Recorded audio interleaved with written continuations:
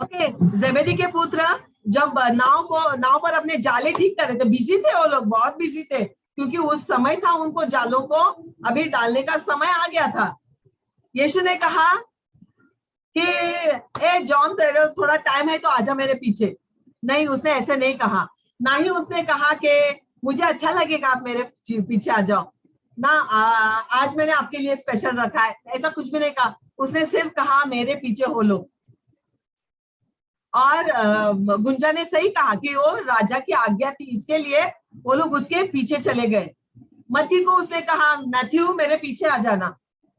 उसने ये नहीं सोचा कि मैं इस टेबल पे जो पैसा पड़ा है, हिसाब किताब पड़ा है, टैक्स कलेक्टर था वो, तो उसका मैं क्या करूं। मैं आपको बताना चाहती हूँ एक तरीका जो यीशु परमेश्वर ने किस तरह से आपको और हमको बुलाया है और क्या कारण है। हाँ, मत्ती 22 में वचन कहता है ना, हम महाभोज के बारे में पढ़ते हैं, जब लोगों को जो हमें क्या उसका नाम, संतोष ने थोड़ा सा बताया कि राजा ने भोज रखा, लोगों को बुलाया, वो नहीं आए, बहाने बनाए, तीसरा पंगति को बुलाए, नहीं आए, चौथे आए, तो थोड़े थोड़े थोड़े थोड़े आए, फिर लूले लंगड़े आए, क्योंकि उनको उनके लिए कुछ उनके लिए जो लूले लंगड़े थे उनके लिए तृप्त होने वाली बात थी, क्योंकि वहां बहुत बेहतरीन खाना था, इसके लिए वो आए। क्या लेकिन सचमुच में वो चुने हुए थे? आज का मेरा टाइटल है चुने हुए थोड़े हैं। ओके, चुने हुए थोड़े हैं। आइए कलीसिया, मैं आपको बताती हूं कैसे चुने हुए थोड़े होते हैं। अगर ज्यादा हो गए, देखिए हम पूरे जगत में देख रहे हैं, कोई भी बड़े बड़े पास्टर की मिनिस्ट्री में देखिए, बहुत बड़े 5,000 6,000 लोगों को कितने पास्टर प्रचार करते हैं? आप उंगली से बताइए, 1 2 10 5 15 कितने करते हैं? जॉयस मेयर के मिनिस्ट्री में कितने पास्टर प्रचार करते हैं? कम ऑन, आप कितने जन को देखते हो प्रचार करते समय? एक को देखते हो। कितने लोग हैं?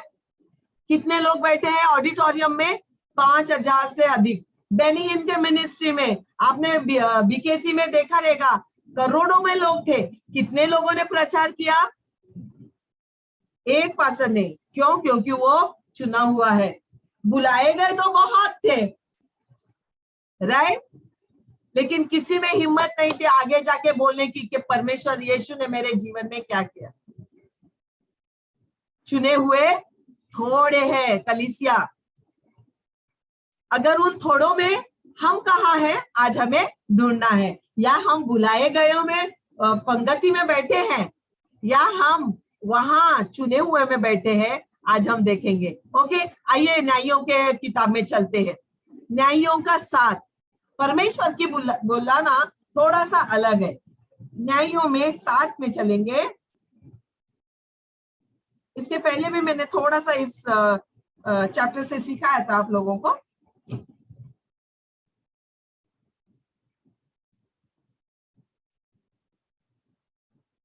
ओके, चैप्टर 7 में, न्यायों का चैप्टर 7 और वचन 1 से जजेस 7 एंड वर्स 1 ऑनवर्ड्स लिखा है।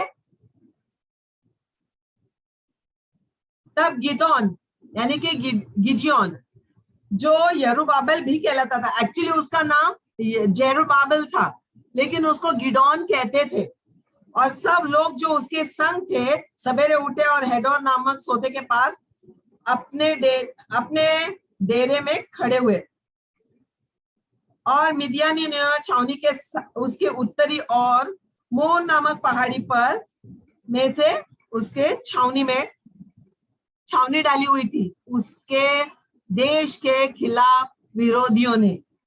तब यहोवा ने गिदोन से कहा, ओके, अब एक्चुअली द टाइटल इज, किसने कहा? यहोवा ने कहा। ओके, और किसी ने नहीं कहा, यहोवा ने कहा, जो लोग तेरे संग है वे कितने हैं कि मिदियानों को उनके हाथ नहीं कर सकता, नहीं तो इजराइल यह कहकर वन सेकेंड। हाँ, ओके, कर सकता। और अपने मेरे विरुद्ध अपनी बड़ाई मानने लगेंगे कि हमने ही भुजबल के द्वारा बचे हैं। ओके, अभी गिडियोन को परमेश्वर ने एक चैलेंज दिया कि तेरे सेना को इकट्ठा कर। किसको इकट्ठा कर? तेरी सेना को, तेरे राज्य के विरोध में जो खड़े उनके विरुद्ध लड़ने के लिए तेरी सेना को तू इकट्ठा कर। और जब वो अपनी सेना को इकट्ठा करने लगा तो परमेश्वर ने कहा, इसलिए तू जाकर लोगों में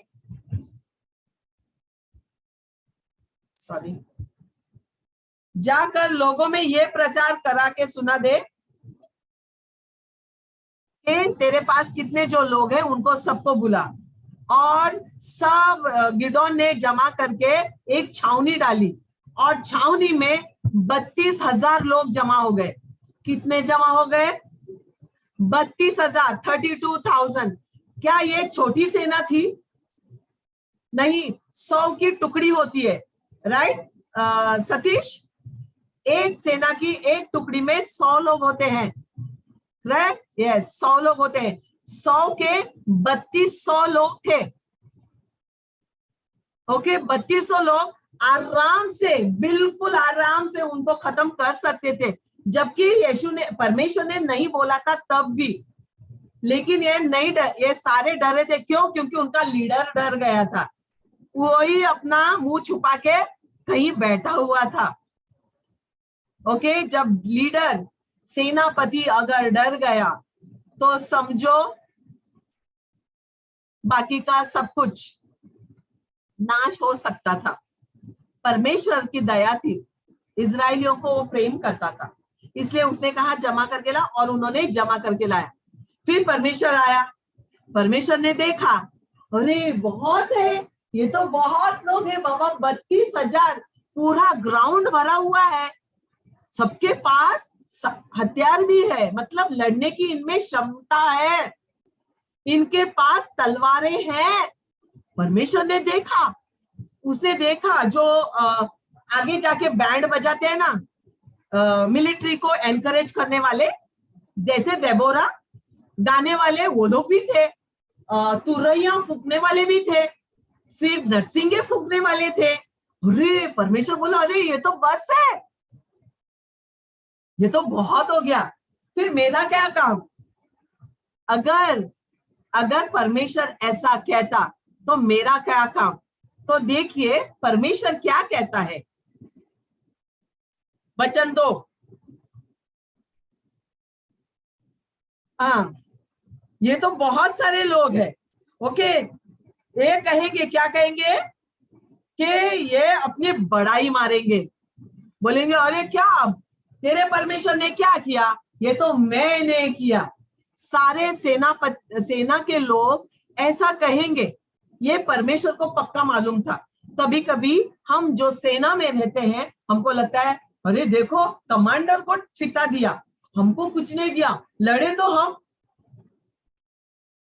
लेकिन अगर कमांडर ने सही ऑर्डर नहीं दिया तो पूरी सेना भी खत्म हो सकती है एक बॉम्ब के नीचे। इसलिए कमांडर को फिता दिया जाता है, स्टार्स दिए जाते हैं, कैप में उसके स्टार लगाया जाता है, ये क्योंकि वो कमांडर आज्ञा देता है और कमांडर चलाता है। नहीं तो ये लोग बोलेंगे कमांडर तो खाली गाड़ी में बैठा था, बाकी के हम सब लड़ रहे थे।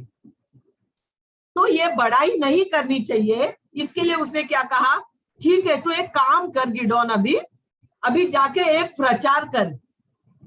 ओके, एक प्रचार कर। क्या प्रचार कर? इसलिए तू जाकर लोगों में ये प्रचार करा के सुना दे। क्या सुना दे? जो कोई डर के मारे थरथराता है वह गिलाद पहाड़ से लौटकर चला जाए। क्या करता है? जो डरता है, जो थरथराता है, वो भाई अभी से निकल जा। मुझे कोई भी चैलेंज लेने से डर लगता है तो मुझे अभी ना घर जाना चाहिए, क्योंकि मैं चैलेंज का सामना नहीं कर सकता हूं। ओके, मैं कोई प्रचार आगे बोलता है, अरे भाई तुझमें ताकत नहीं है तो तू चल घर घर जा, घर बैठ, कुछ मत कर, तो तू घर जाना। ऐसे बोल के उसने एक प्रचार कर दिया। पता है कितने लोग गए? पता है? चलिए मैं बताती हूँ आपको। इसलिए ओके, हाँ, तब 22,000 लोग लौट गए। कितने थे? 32,000। 32,000 में से 22,000 भाग गए। जब देश पर संकट आता है, जब कलीसिया पर संकट आता है, जब घर पर संकट आता है, तब ऐसे लोग भाग जाते हैं।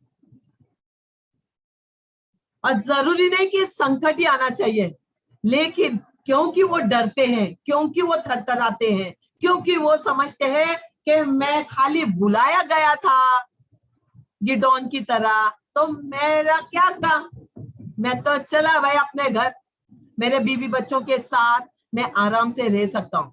और परमेश्वर भी बहुत बहुत ही बुद्धिमान है, ये वचन कहलाता है। ओके, तो 22,000 चले गए। कितने रह गए? कितने रह गए? बस यहां लिखा है बस केवल 10,000। कितने रह गए? 10,000। अभी 10,000 में 3 देश के लोगों से लड़ने का था गिदोन को। जब गिदोन को लड़ना पड़ा तो उसने क्या कहा? आगे देखिए। फिर यहोवा ने गिदोन से कहा, मुझे लगता है अभी भी लोग ज्यादा है भाई, अभी भी ज्यादा है।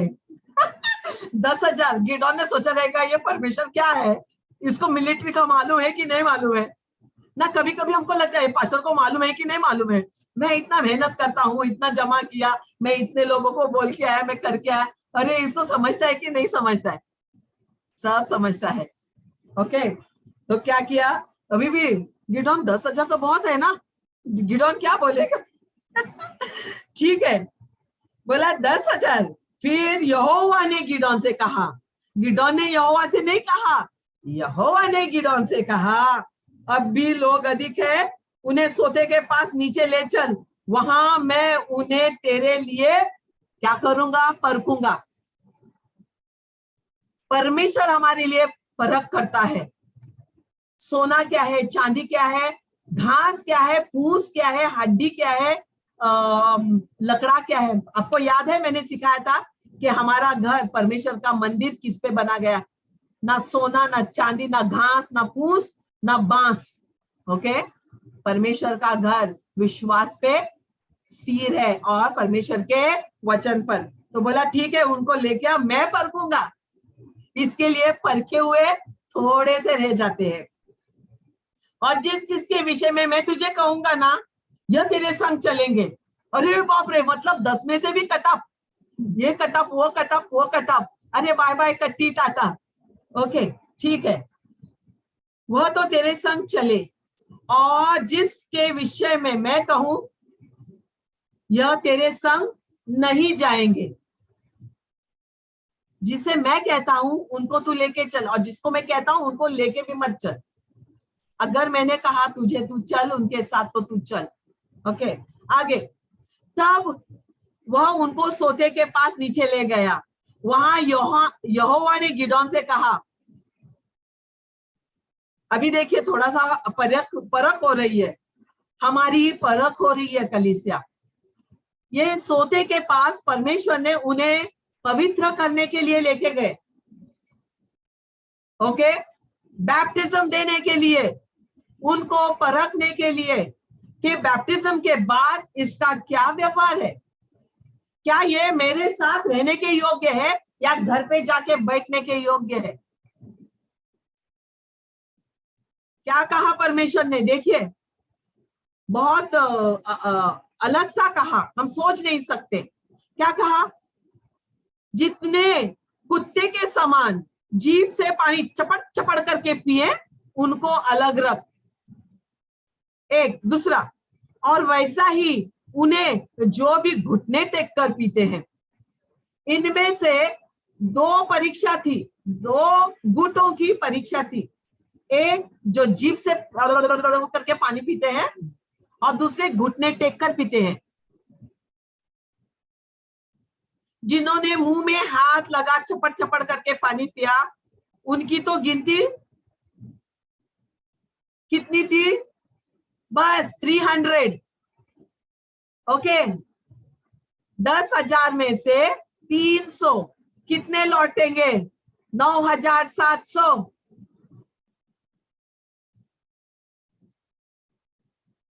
घुटने टेकने वाले 9,700, चपड़ चपड़ कर पानी पीने वाले 300। तो मैं कौन हूं? सवाल हमारे लिए है। तो मैं कौन हूं? क्या मैं घुटने टेकने वाला हूं? क्या मैं चपड़ चपड़ पीने वाला हूं? बाइबल कहता है, इसका विवरण ऐसा कहता है कि परमेश्वर ने उन्हें सोते के पास बुलाया, जल के पास बुलाया। जो मेरा पानी ना ऐसे पीता है, यानी कि परमेश्वर यहोवा यीशु ने कहा कि मैं जीवन का सोता हूं। जो पानी ऐसे पिएंगे और जो घुटने के पास घुटने टेक कर बैठेंगे। घुटने टेकना बुरी बात है? नहीं, हम परमेश्वर के सामने ही घुटने टेकते हैं।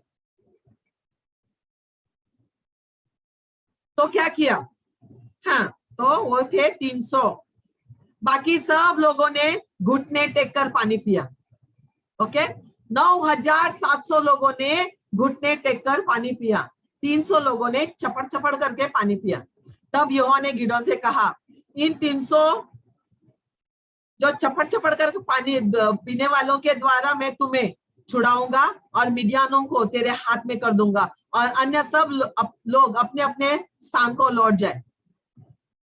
अरे बाप रे, परमेश्वर 300 लोगों को लेके मैं क्या करूंगा? लेकिन 300 लोग ही जो थोड़े हैं वो बुलाए गए हुए थे उस सेना में लड़ने के लिए, मिडियानों को हराने के लिए, दूसरे राष्ट्रों को हराने के लिए। 300 लोग काफी थे परमेश्वर के लिए। कभी कभी अंकल कहता है, मेरे साथ 2 भी हो तो मैं वैसा ही प्रचार करूंगा जैसे मैं 5,000 के सामने खड़ा रह के करता हूं। मैं वही बोलूंगा जो 5,000 को मैं बोलना चाहता हूं। ओके, चाहे वो 2 ही क्यों ना हो। अंकल मुझे हमेशा कहते हैं, अगर वहां 1 जन भी उपस्थित है तो टाइम पर चालू कर, रुक मत कि वो बाकी के 9,700 आएंगे करके। तब तक तू स्टार्ट तो कर। हम लोग रुकते हैं 5 मिनट्स गुड़िया प्लीज, 1 मिनट गुड़िया प्लीज, आने दो उनको भी, ताकि वो भी वो झरने के पास पानी पी सके। यस, हम रुकते हैं।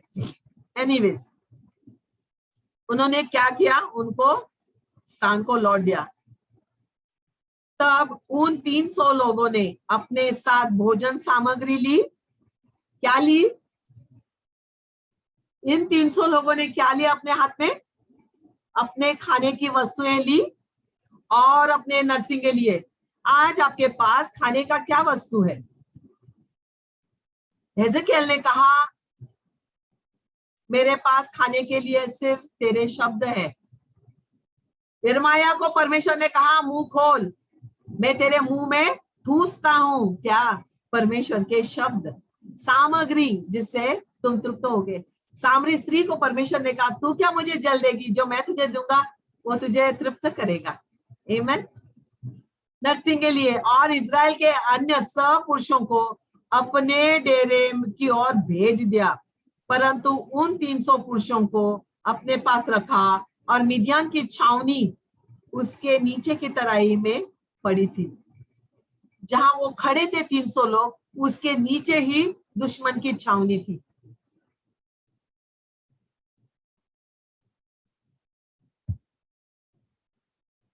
परमेश्वर का वचन कहता है कि किसको पहले जाने दो?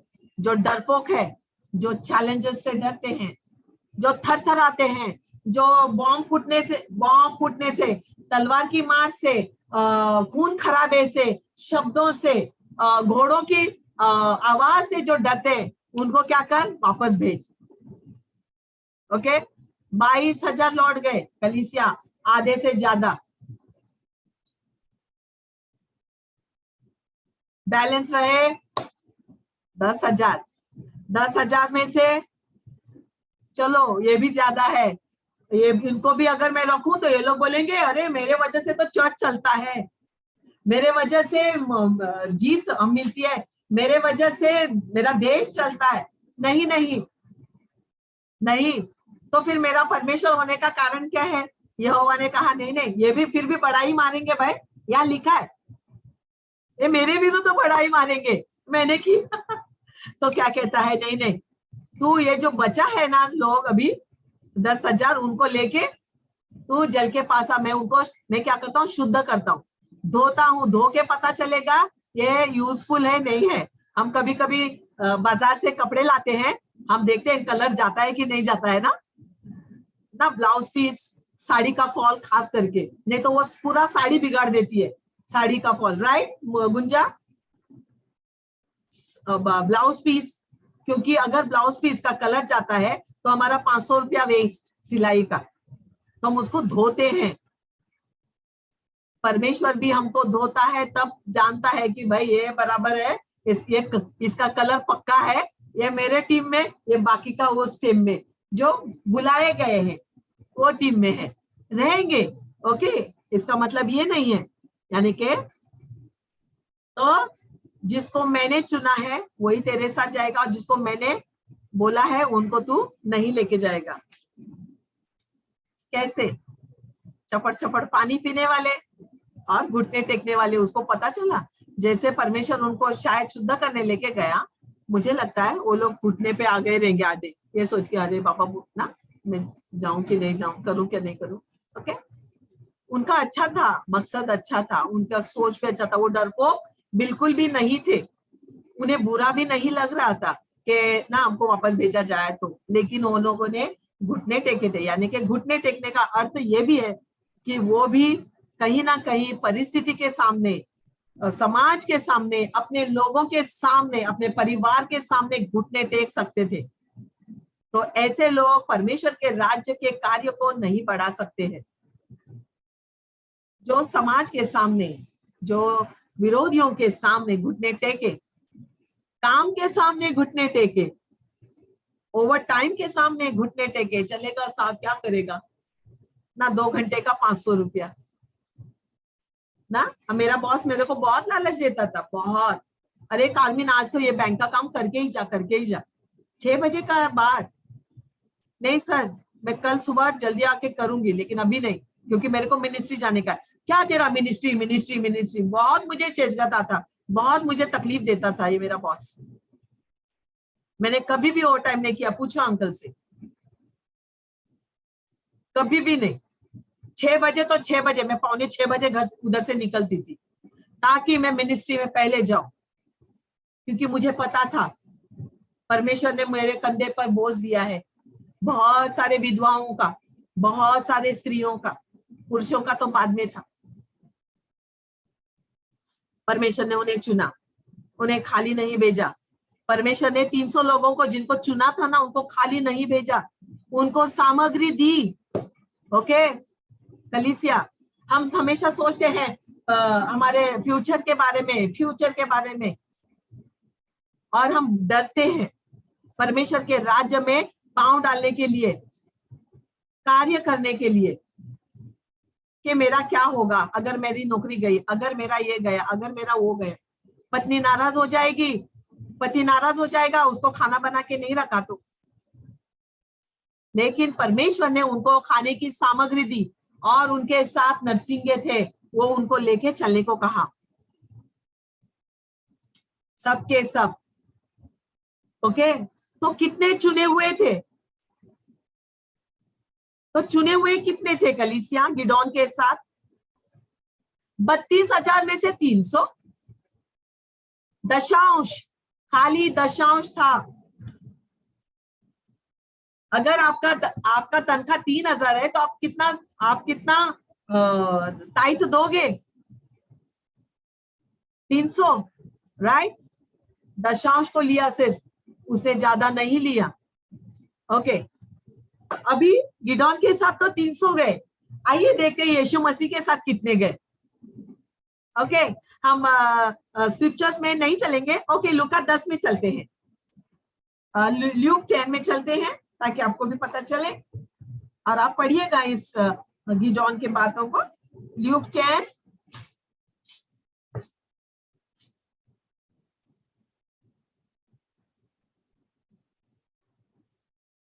इन बातों के बाद प्रभु यीशु ने 70 और मनुष्यों को नियुक्त किया और जिस जिस नगर और जगह को वो आप जाना चाहते थे वहां उन्होंने दो दो करके अपने आगे भेजा।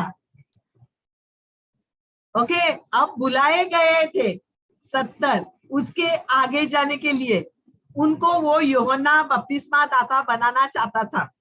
उसके आगे चलने वाला यूहन्ना बपतिस्मा दाता परमेश्वर ने भेजा था। ओके, तो यीशु को आदत हो गई थी कि भाई मेरे आगे कोई जाए, जिस जगह मैं जाने वाला हूं ना वहां 70 लोग आए। 70 से 72 लोगों की एक्चुअली जोड़ी बनाकर उसने सबको भेजा। क्या करने के लिए भेजा? ओके, दो दो करके भेजा। और क्या कहा? पके हुए खेत तो बहुत है परंतु मजदूर थोड़े। सोचिए 70 लोग अगर 70 एकड़ जगह को खेत में मजदूरी करते हैं तो कितना टाइम लगेगा? कितना टाइम लगेगा? कम से कम 2 महीने लगेंगे। जमुना सिस्टर, हाँ, 1 एकड़ में कम से कम 5 से 10 लोग चाहिए खेती काटने के लिए, साफ करने के लिए, झाड़ने के लिए, फिर सुखाने के लिए, फिर कूटने के लिए। बहुत सारा काम होता है खेती का। ओके, तो इसने कहा पके हुए खेत तो बहुत है परंतु मजदूर थोड़े, इसलिए खेत के स्वामी से विनती करो कि वे अपने खेत काटने को मजदूर भेजे। अब ये मजदूर भेज रहे हैं परमेश्वर ने। देखो और जाओ, देखो मैं तुम्हें भेड़ों के समान भेड़ियों के बीच में भेजता हूँ, इसलिए न बटुआ, न झोली, न जूते और न मार्ग में किसी को नमस्कार करो। जिस किसी घर में जाओ पहले कहो इस घर का कल्याण हो। यदि वहां कोई कल्याण के योग्य होगा तो तुम्हारा कल्याण उस पर ठहरेगा, नहीं तो तुम्हारे पास से लौट जाएगा। कभी कभी हम गलत जगह जाते हैं कल्याण हो बोलने के लिए और वहां कल्याण होता ही नहीं है ना, राइट? हम कितने घर बंद हो गए ना, प्रभु का प्रचार हम किए बंद, वो लोग फिर से गए अपने उधर ही। कल्याण के योग्य नहीं थे ये लोग, उनको परमेश्वर में कल्याण होना ही नहीं था और परमेश्वर ने जानता था कि ये कल्याण के योग्य नहीं है। हमारा पैसा वेस्ट, हमारा टाइम वेस्ट, हमारा प्रचार वेस्ट, हमारा अद्भुत कार्यों से पवित्र आत्मा में निर्भर रहना, परमेश्वर को दुख लगा उस बात का, वेस्ट। अगर वो चाहते, अगर वो योग्य है तो ही कल्याण दो, नहीं तो आ जाओ पांव झाड़ के। क्या कहा? और यदि यहाँ कोई कल्याण के योग्य होगा तो तुम्हारा कल्याण उस पर ठहरेगा, नहीं तो तुम्हारे पास लौट आएगा। उसी घर में रहो और जो कुछ उनसे मिले वही खाओ पियो, क्योंकि मजदूर को अपनी मजदूरी मिलनी ही चाहिए। घर घर न फिरना। ओ माय गॉड, हमारा पास्टर कहता है घर घर जाओ, फिर ये यीशु कहता है तुम घर घर मत जाओ। ये किस लिए मत जाओ कह रहा है? तुम घर घर नहीं जाना, यानी कि उसको पता है तुम जिस घर में टिको, जहां वो तुमको खाने पीने को दे वहां रहो, यानी कि जिस घर में कल्याण है उनका कल्याण करके ही निकलो। कभी कभी हम टाइम वेस्ट करते हैं, घर घर खेलते रहते हैं। छोटे बच्चे खेलते हैं ना खिलौने से, घर घर, aunty aunty, mummy mummy, daddy daddy. हम चर्च खेलते हैं। मैं कहाँ गई थी? मैं मिनिस्ट्री गई थी, मैं चर्च खेल रही थी और हम चर्च खेलते रहते हैं। टाइम वेस्ट, हमारा साल वेस्ट। ओके, तो क्या करना फिर? जिस नगर में, ओके, जिस नगर में जाओ वहां के लोग तुम्हें उतारे तो जो कुछ तुम्हारे सामने रखा जाए उन्हें खाओ। ओके, वहां तुम क्या करो? वहां बीमारों को चंगा करो और उनसे कहो चंगा करो, लेकिन उनसे कहो, क्या कहो? कि परमेश्वर का राज्य तुम्हारे निकट आ पहुंचाए। परंतु जिस नगर में जाओ और वहां के लोग तुम्हें ग्रहण न करें मुझे इस बात का बहुत बुरा लगता है ना, ये परमेश्वर ने क्यों ऐसा कहा। अगर ये नहीं कहा होता तो मुझे आज बुरा नहीं लगता। हाँ, ग्रहण न करे तो उसके बाजारों में जाकर कहो, तुम्हारे नगर की धूल भी जो हमारे पांव में लगे हम तुम्हारे सामने झाड़ देते हैं। तो भी यह जान लो कि परमेश्वर का राज्य तुम्हारे निकट आ ही पहुंचा है। तो भी जान लो, पांव झाड़ो और कहो उनसे कि परमेश्वर का राज्य निकट था, तुमने देखा नहीं। दरवाजा खटखटाया, तुमने खोला नहीं। हमने आवाज लगाई, तुमने हमको हाँ करके बोला नहीं।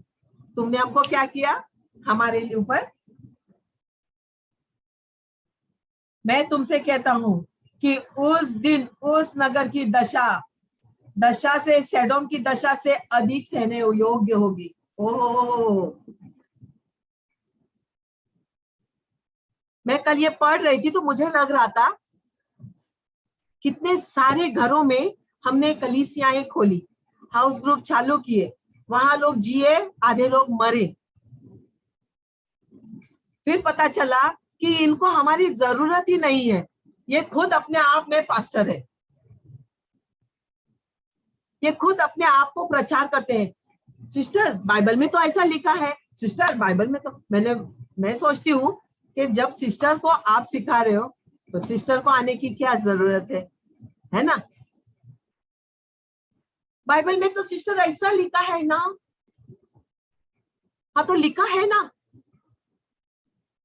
हम जेजबेल में घुस जाते हैं, लेकिन ये क्या कॉन्टेक्स्ट में लिखा है वो हम नहीं पूछते हैं। बाइबल में लिखा है कि तुम उनसे आर्ग्यू नहीं करना, इन लोगों को छोड़ दो, इनसे तुम बहस ना करना। बाइबल में लिखा है ना। तो क्या सिस्टर, मैं बाहर से लड़की लेके आया और शादी चर्च में किया तो करना चाहिए ना। तो क्या चर्च में कर रहा हूं ना मैं शादी। हाँ, मैं वो पास्टर को देता हूं ना मेरा दान दशांश, जो मुझे सिखाता है, मैं उसका यूट्यूब पे देखता हूं। हाँ, अगर आप बाइबल प्लान पढ़ रहे हैं, मैं सोच रही थी लेवियों के लिए परमेश्वर ने नियम बनाए, और एक दिन मैं सिखाऊंगी उसके बारे में। हाँ, बाइबल में लिखा है कि जिस घर में तुम रहते हो, तुम जिस घर में रहते हो, जिस पत्नी के साथ रहते हो, क्या अपने पड़ोसन को अपना तनख्वाह देते हो।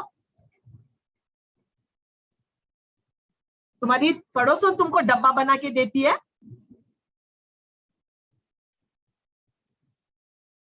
कभी कभी बच्चे कंट्रोल करते हैं माँ बाप को, तुम कितना पैसा उधर डालती है,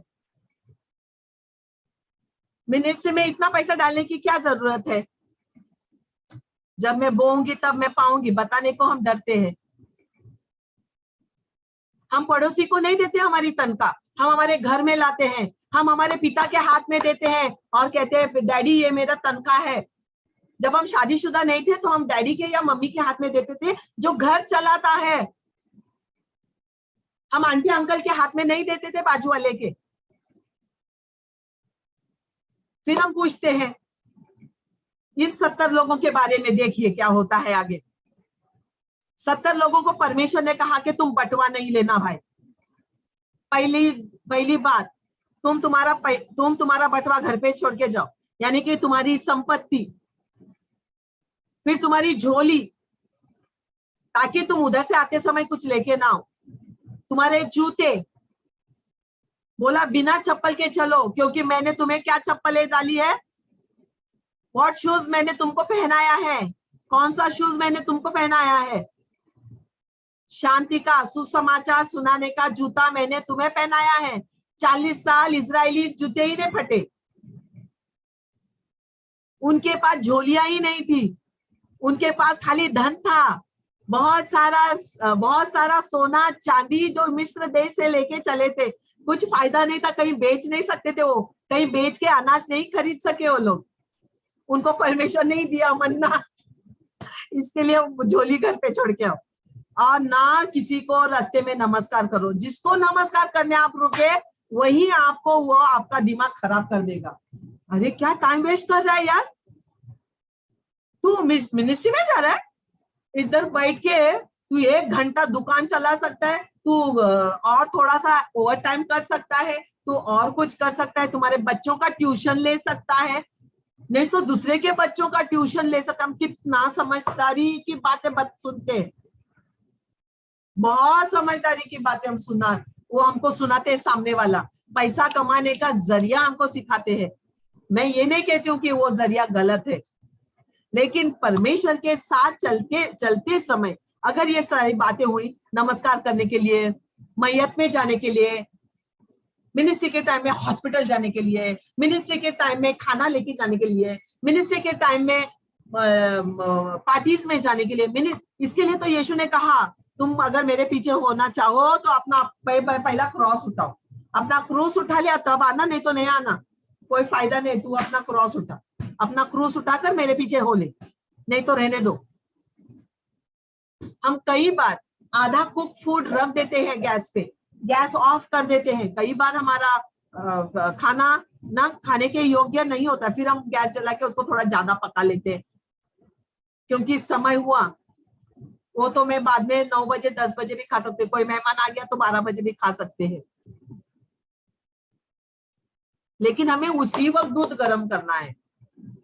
ये 70 लोगों के बारे में यही परमेश्वर ने इसके लिए यहाँ लिखा है। ओके, बटुआ ना लेना, ओके, ना अपने रहने के लिए होटल बुक करना लिखा है, ना अपने लिए रहने की जगह सोने की जगह खरीदना, यानी कि आप पैसा स्पेंड मत करो, मैं करूंगा, मैं तुम्हें खाने की सामग्री मैं दूंगा, नरसिंगा मैं दूंगा। ओके, 70 तो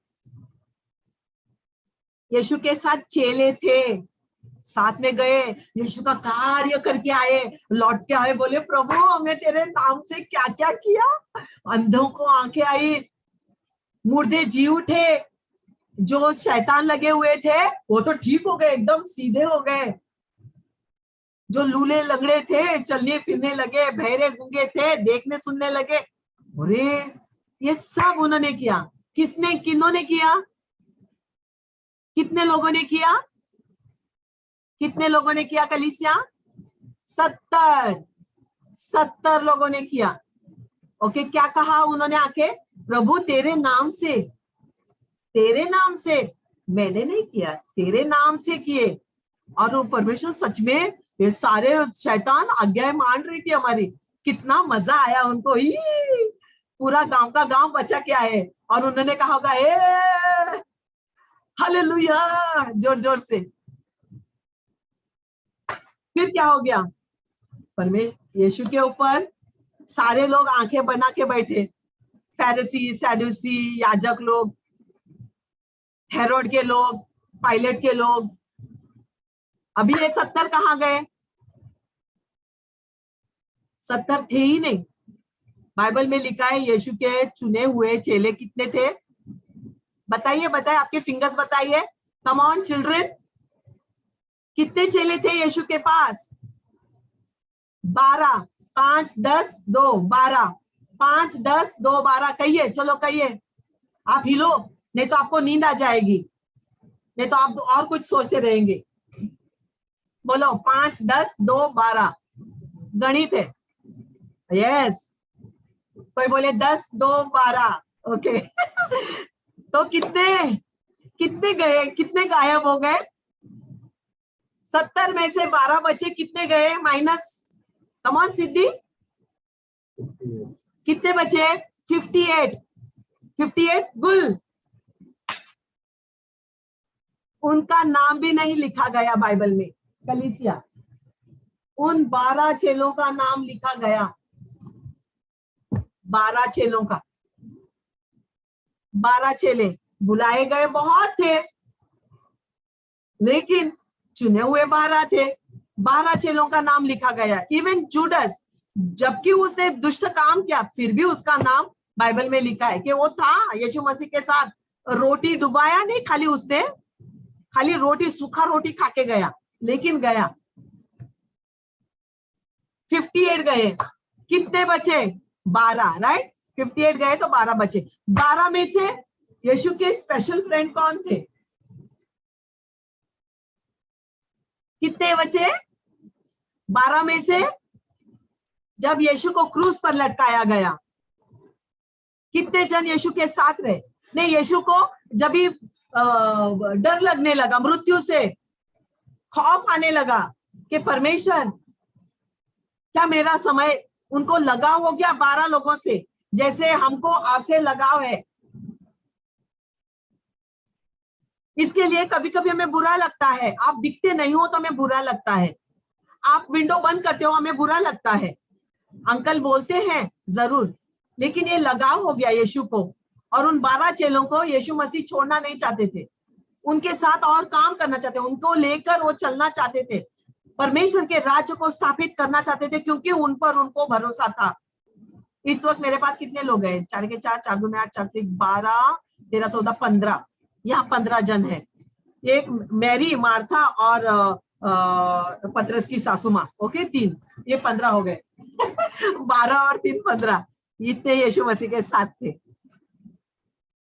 उसमें से यीशु ने ना 3 मित्र थे जिनसे वो अपने दिल की बात कह सकता था। हम किससे कहे? अगर यीशु मसीह आज आपके घर में आया, बोला ना, हम सबको बुलाया और कहेगा कारमिन, मैं आज तुम्हारे जूम पर मैं बोलना चाहता हूँ, मेरे मन में बहुत बात है, एक दर्द है, एक तकलीफ है, एक मेरे पास प्लान है, किससे कहूं? कितने जन तैयार होंगे?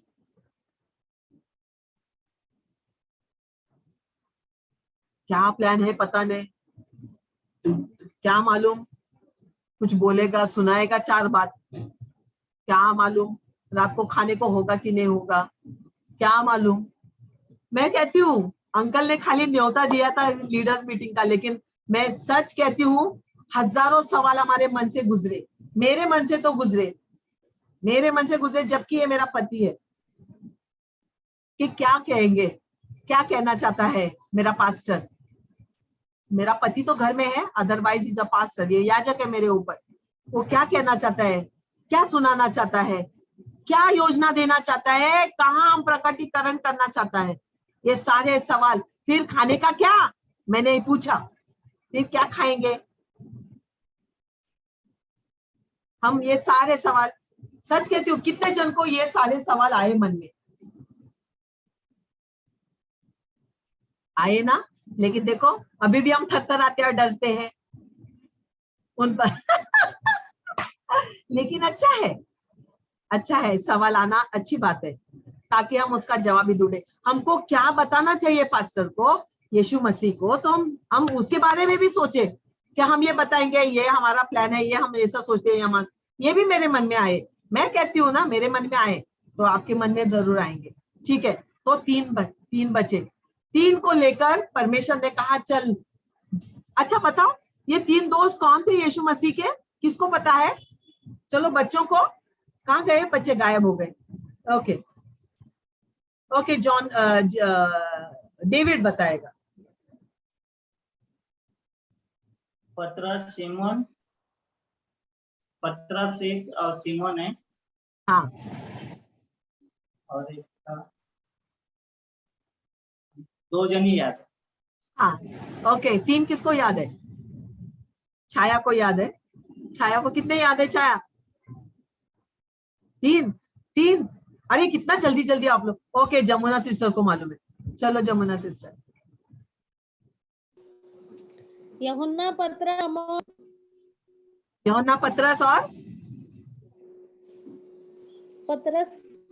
और मोन। मैं बताती हूँ, पतरस, जेम्स और जॉन, जेबेडी का पुत्र जो जेम्स है, जिसकी माँ आई और कहने लगी ना मेरा एक बेटा इधर रखो, एक बेटा इधर रखो, वो और जॉन, ये 3 लोग उसके साथ रहे। हाँ, जेबेदी का पुत्र। ये 3 लोग पहाड़ी पे गए।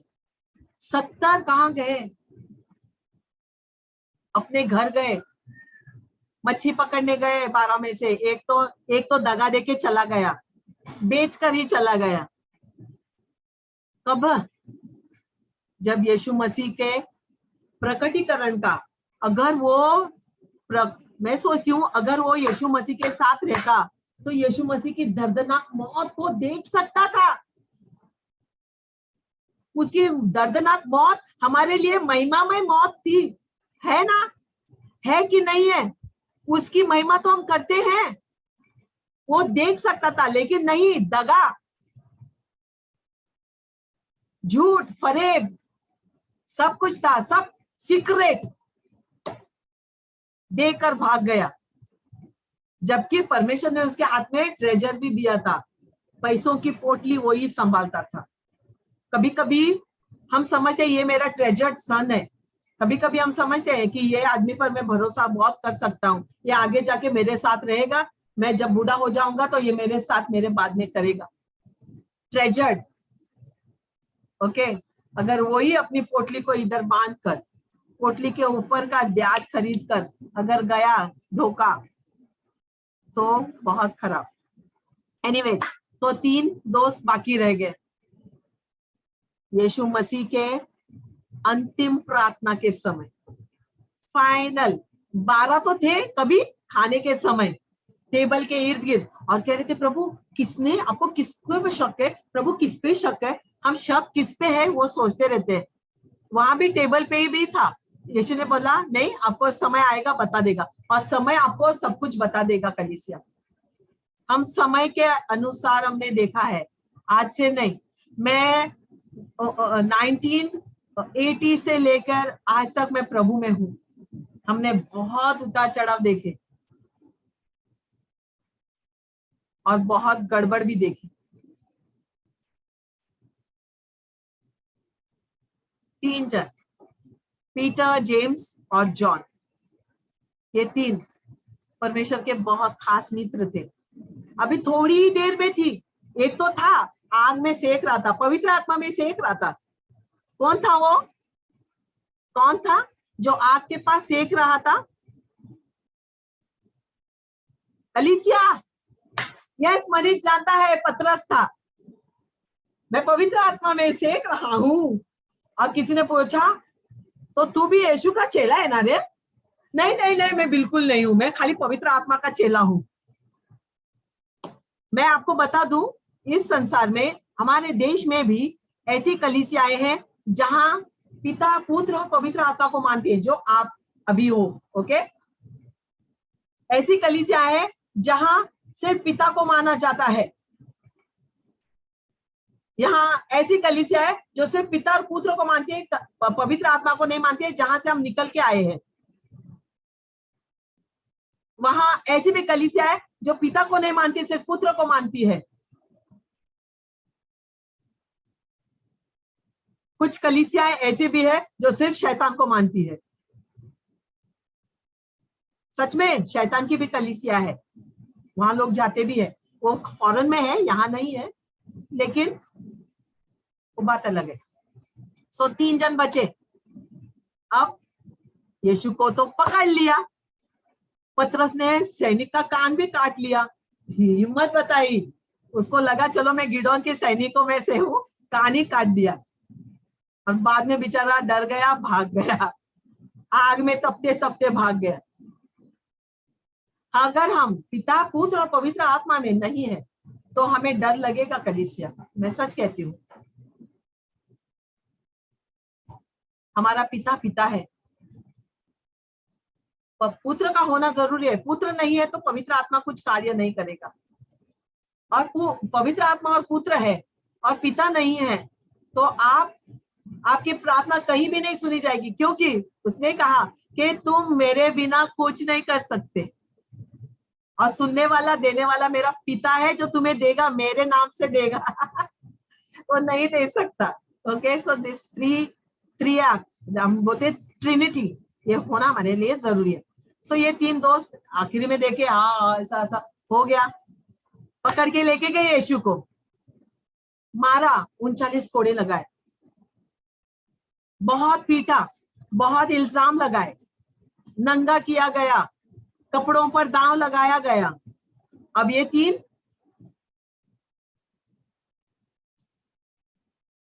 अब लास्ट आखिरी समय जब यीशु मसीह अपना प्राण खोने पर है, उसके साथ कौन था? कितने चेले थे? कितने चेले रहे? बाइबल कहता है सारी स्त्रियां, यानी कि 4-5 स्त्रियां और सिर्फ एक यूहन्ना, कलीसिया, अकेला यूहन्ना।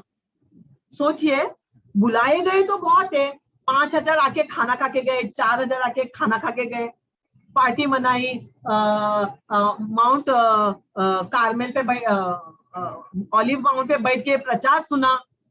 बाद में ये कि जगत का उद्धार करता के साथ एक, मैं कहती हूँ वही चुना हुआ था।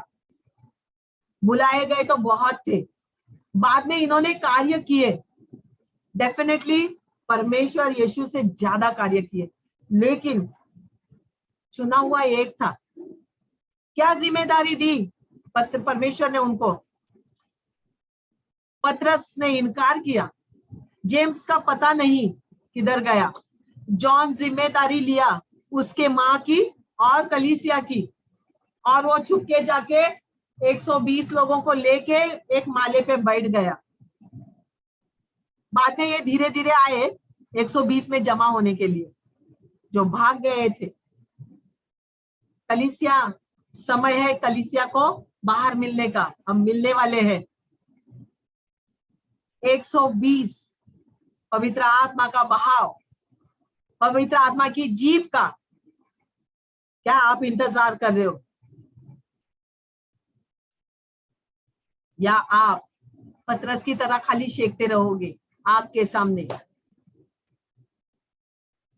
कि भाई मैं यहां से ठीक हूं, यहाँ आग अच्छी है, संडे को फिर से 2 घंटे जाने का, आने का और फिर बैठने का टाइम नहीं है, बच्चों का एग्जाम है, हाँ है, शादी में जाने का है, किसी का बर्थडे है, पार्टी में जाने का है, नहीं काम पे जाने का है, हाँ है ना। तो फिर जिम्मेदार कौन? बुलाए गए बहुत है, चुने हुए थोड़े हैं, एक था चुना हुआ। जब यीशु मसीह जिंदा होकर 3 दिन बाद आया ना, पतरस को कहा, हे पतरस, तू कलीसिया ही उगारेगा, देखना तू मेरे से ज्यादा तुझे तकलीफ होगी, जहां तू नहीं जाना चाहता है ना वहां तू चलेगा, जाना पड़ेगा तुझे।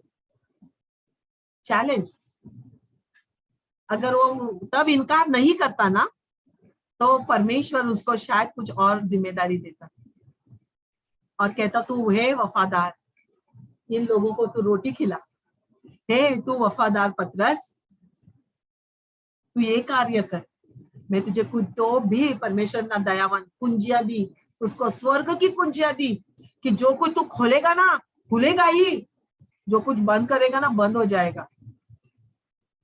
जेम्स बाद में आके ताड़ना देने वाला बना, बहुत चैलेंजिंग, क्योंकि वो जानता था जो उसने किया वो आगे वाला ना करे।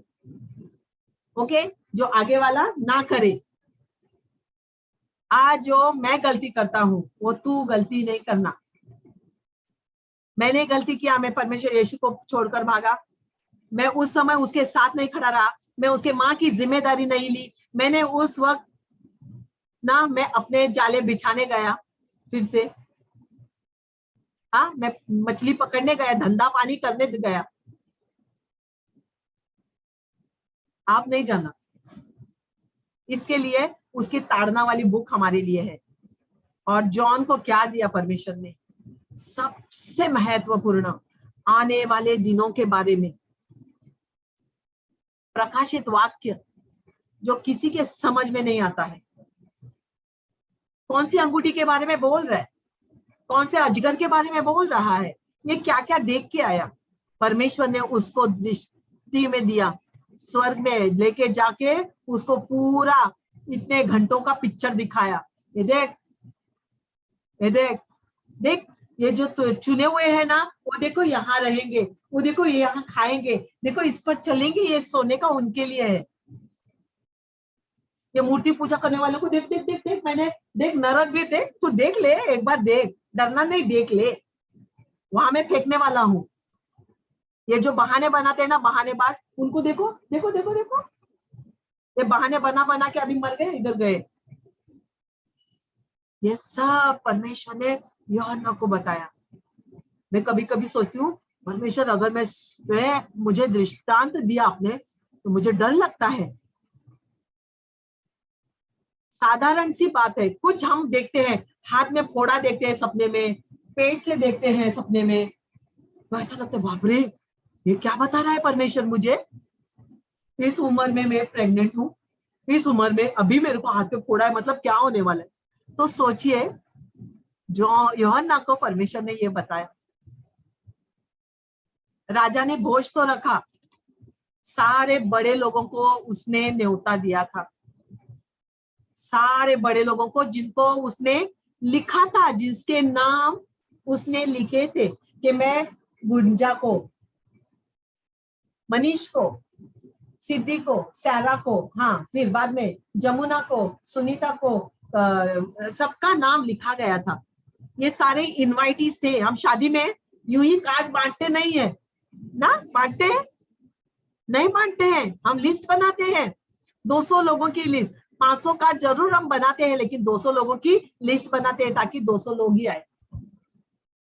मेरे पास, मैंने एक शादी का प्लानिंग किया था, एक बुक था मेरे पास, बुक बनाया था, लोगों के नाम लिखे थे, पास्टरों के नाम लिखे थे, वो बुक अभी ऐसे ही पड़ी है।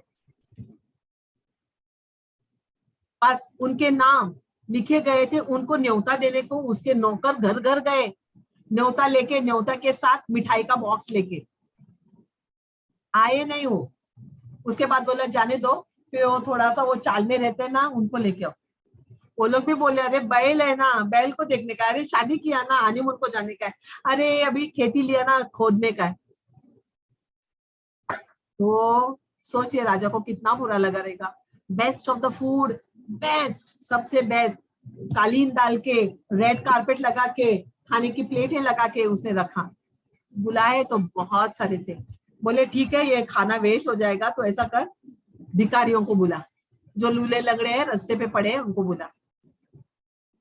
और वो ज्यादा नहीं रहते। आप देखो, एक बिल्डिंग में हमारे 40 घर है, 40 फैमिलीज है, लेकिन अगर आप रास्ते पे जाओगे तो 40 घर, 40 फैमिली नहीं है रास्ते पे जो भीख मांगने वाले हैं, वो 10-15 आपको मिलेंगे ज्यादा से ज्यादा, ज्यादा से ज्यादा मैं बोलती हूँ।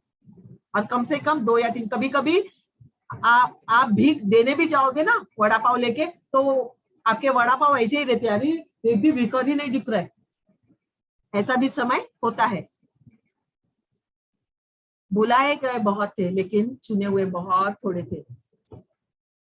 यशाया का 43:10 में कहता है, तुम चुने हुए इसलिए हो कलीसिया, मैं आपसे कहती हूँ, आप थोड़े से हैं जो चुने हुए हैं, बहुत वफादार है, गए 2.5 साल से हम आपको हमारे साथ पा रहे हैं कलीसिया, बहुत ईमानदारी से आप बैठते हैं, चाहे आप गांव में जाओ वहां से, चाहे आप मुंबई आओ वहां से, आप जहां कहाँ शिफ्ट होते हो वहां से, आपको क्या काम है, क्या क्या तकलीफ है ना, उसके बावजूद आप 7 बजे बैठते हो। पता है यशाया आपके बारे में क्या कहता है? यशाया 43 का 43 का 10 कहता है, तुम मेरे साक्षी हो, तुम मेरे दास हो, जिसे मैंने चुना है, और मैंने जो तुम मुझ पर प्रतीति करते हो, यानी कि तुम मुझ पर विश्वास करते हो। विश्वास योग्य इसीलिए वो कहता है, तब मैं कहूंगा कि हे अच्छे और विश्वासी सेवक।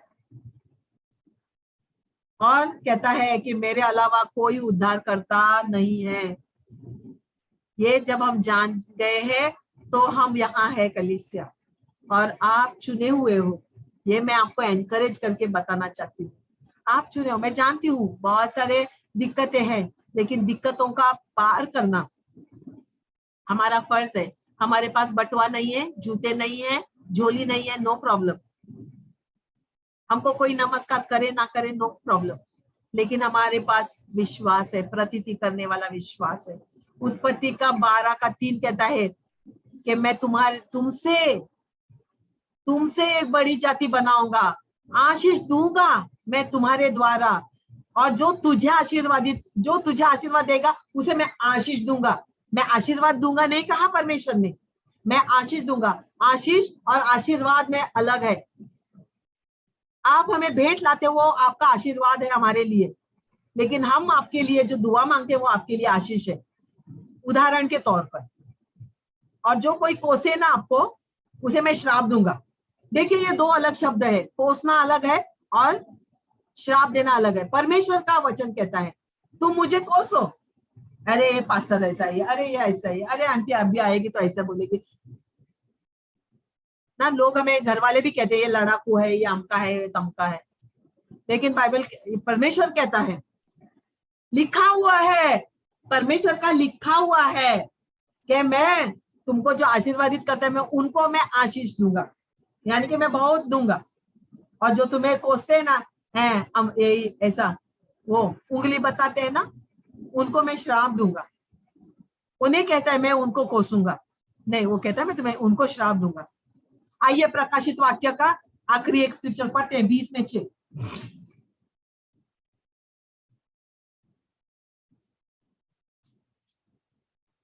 लास्ट ओके, 20 में वचन 6। वचन कहता है, धन्य और पवित्र वो है जो इससे पहले पुनरुत्थान का भागी हो। ऐसों पर दूसरी मृत्यु का कुछ भी अधिकार नहीं होगा, पर वे परमेश्वर और मसीह के याजक होंगे और उसके साथ 1000 वर्ष तक राज्य करेंगे। हे कलीसिया, मैं आपसे कहना चाहती हूँ, आप वो लोग हो धन्य और पवित्र। Be glad. अगर आपको लगता है अरे मैं तो कुछ नहीं करता, मैं तो चुने हुए में नहीं है, तो मैं बुलाए गए में हूं, तो आज आप वो डायरेक्शन चेंज कर लो और चुने हुए में खड़े रहो और कहो प्रभु मैं धन्यवाद करता हूँ कि मैंने हर बार ऐसे सोचा कि मेरे से ये नहीं होगा वो नहीं होगा, लेकिन मैं जानता हूँ कि तूने मुझे चुना है कि मैं तुम्हारा गवाह बनूं, साक्षी दूं, मैं तुम्हारी साक्षी दूं, मैं तुम्हारा दास बना रहूं, तेरा विश्वास योग्य ठहराऊं। तो यहाँ लिखा है कि धन्य और पवित्र है मैं। ओके, आप धन्य और पवित्र कहलाते हैं जो इसके पहले पुनरुत्थान का भागी होगा, यानी कि हम पुनरुत्थान के भागी होंगे और दूसरी मृत्यु को हम नहीं देखेंगे, उस पर हमारा अधिकार होगा, दूसरी मृत्यु पर हमारा अधिकार भी होगा। ये तो मृत्यु पर अधिकार है कि नहीं है, है कि नहीं है? इस पृथ्वी पर कितने जन के मृत्यु पर आपने अधिकार लिया और कहा हे मृत्यु की आत्मा get out right now in the name of Jesus. मैं इस पर जीवन घोषित करती हूँ, मैं इस पर फूंकता हूं मेरा जीवन यीशु मसीह के नाम से, और वो जी उठे हैं। तो सोचिए आने वाले दूसरी मृत्यु पर भी हमारा अधिकार होगा। और क्या होगा? हम परमेश्वर के याजक होंगे, फिर हम मसीह के भी याजक होंगे। अब हम किसके याजक हैं? अभी हम किसके याजक हैं? मैं तो कहूं एटलीस्ट घर के याजक तो बनो, जो नहीं अपने बच्चों को पढ़ा सिखा रहे हैं परमेश्वर का वचन। एटलीस्ट अपने घर में शुरुआत कीजिए, याजक की घोषणा कीजिए कि मैं याजक हूं इस घर का। तू मुझे ऐसा ना बोल परमेश्वर का हाथ तेरे पे भारी पड़ेगा। अपने बच्चों को सब कुछ सिखाओ, कोई प्रॉब्लम नहीं, परमेश्वर का वचन से वंचित ना रखिए कलीसिया, फिर आप याजक नहीं हैं। परमेश्वर के साथ और मसीह के साथ आप याजक होंगे, और उसके साथ कितना 1000, उसके साथ 1000 वर्ष तक आप राज्य करोगे। वाह वाह वाह वाह, क्या बात है। मैं हमेशा सोचती हूँ प्रभु मैं तेरा राज्य तो खाली पृथ्वी पर सोचने आई थी, लेकिन आप तो मुझे बाद का भी राज्य देने वाले हो, यानी कि मैं मरने के बाद भी मैं याजक ही रहूंगी। परमेश्वर ना करे कि कोई भी प्रकार का मलिनता मुझ में रहे। मैं प्रार्थना करती हूँ। हाँ, मैं परेशान होती हूँ, मैं फ्रस्ट्रेट होती हूँ, मैं गुस्सा करती हूँ, मैं बकती हूँ, मैं परमेश्वर के योग्य शायद मेरे चाल चलन भी नहीं है, लेकिन मैं कोशिश करती हूँ कि मैं मरूं तो मैं पवित्र और धन्य भी कहलाऊं। और जब मैं मरूं उसके पहले मैं मेरा शरीर को, आत्मा को, प्राण को, मेरी जीभ को, मेरे मन को मैं परमेश्वर यीशु की तरह बनाओ, ताकि मैं उसके साथ राज्य भी करूं। अभी तो मैं यहाँ खाली थोड़े से लोगों के, 15 घर के लोगों के मैं याजक हूं। आने वाले दिनों में मैं 1000 वर्ष बिना मरे, बिना थके, बिना कुछ करे मैं याजक रहूंगी और परमेश्वर के साथ राज्य करूंगी। आमेन कलीसिया, क्या आप ये चाहते हैं कि मैं राज्य करूं परमेश्वर के और परमेश्वर और मसीहा के याजक बनकर? तो कलीसिया आंखें बंद कर दीजिए, यूहन्ना की तरह दृष्टांत को देखिए, यूहन्ना की तरह स्वर्गों को देखिए, यूहन्ना की तरह आपके पीछे भीड़ देखिए, कितने भीड़ उसने देखी, कितने करोड़ लोग उसने, परमेश्वर ने उसको दिखाए पृथ्वी पर के। बोले देख देख देख, हेजकेल को देख।